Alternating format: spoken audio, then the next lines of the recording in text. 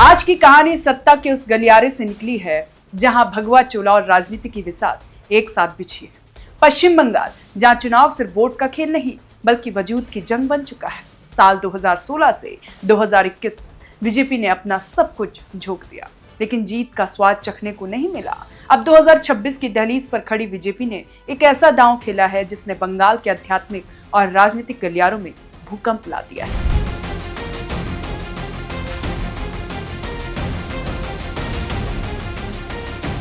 BJP ने Kaliaganj seat से उतारा है एक ऐसा चेहरा जिसे देखकर उत्तर प्रदेश के मुख्यमंत्री योगी आदित्यनाथ की याद आती। नाम है स्वामी ज्योतिर्मयानंद, जिन्हें दुनिया उत्पाल महाराज के नाम से जानती है। लेकिन रुकिए, ये कहानी सिर्फ एक टिकट बंटवारे की नहीं है। ये एक सन्यासी के निष्कासन और एक राजनीतिक महत्वाकांक्षा की वो दास्तान है जिसने भारत सेवाश्रम संघ जैसी पवित्र संस्थान को भी चिट्ठी जारी करने पर मजबूर कर दिया।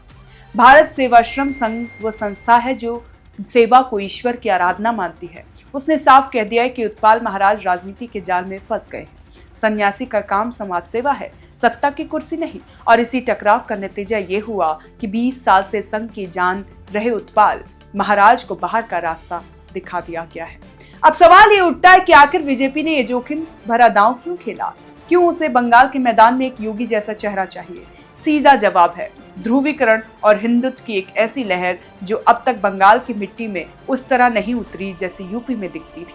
उत्पाल महाराज कोई साधारण नाम नहीं है। साल 2000 में संन्यास की राह पकड़ने वाले शख्स ने इतिहास में बीए किया है, लेकिन आज वो बंगाल का नया इतिहास लिखना चाहते हैं। उनका तर्क बड़ा तीखा और आक्रामक है।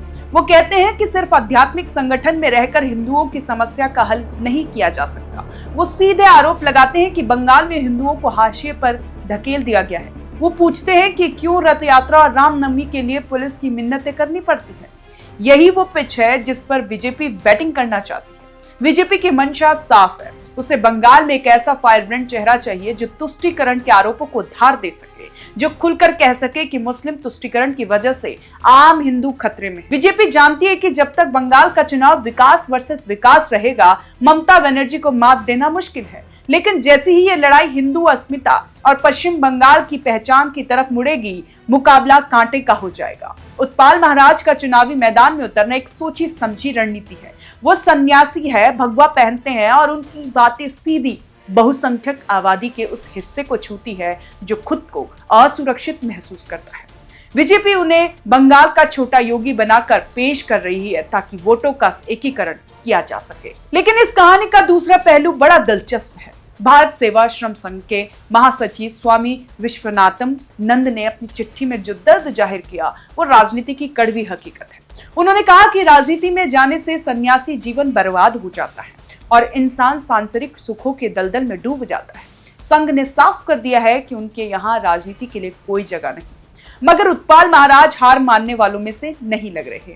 वो कहते हैं कि सन्यास उनके दिल और दिमाग में रहेगा, लेकिन जंग अब सड़क पर और विधानसभा में लड़ी जाएगी। उनका इस्तीफा स्वीकार हो चुका है, उनकी राहें जुदा हो चुकी हैं। अब सवाल यह है कि क्या बंगाल की जनता एक सन्यासी को सत्ता के शिखर पर बैठाएगी? क्या बीजेपी का ये योगी मॉडल बंगाल के दुर्ग को फतह कर पाएगा? ये चुनाव सिर्फ एक सीट का नहीं है, ये प्रयोग है इस बात का कि क्या बंगाल की राजनीति में धर्म और सियासत का वो कॉकटेल काम करेगा जो हिंदी पट्टी में सुपरहिट रहा है।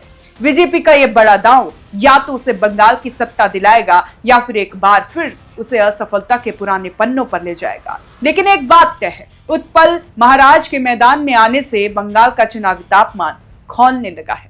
देखना दिलचस्प होगा कि कलियागंज की जनता इस सन्यासी को अपना नेता चुनती है या फिर सेवाश्रम संघ की उस बात पर मोहर लगाती है कि सन्यासी को राजनीति के जाल से दूर रहना चाहिए। आप भी अगर इस बात से सहमत हैं तो कमेंट कर जरूर बताएं और देखते रहें ओएनजी न्यूज़।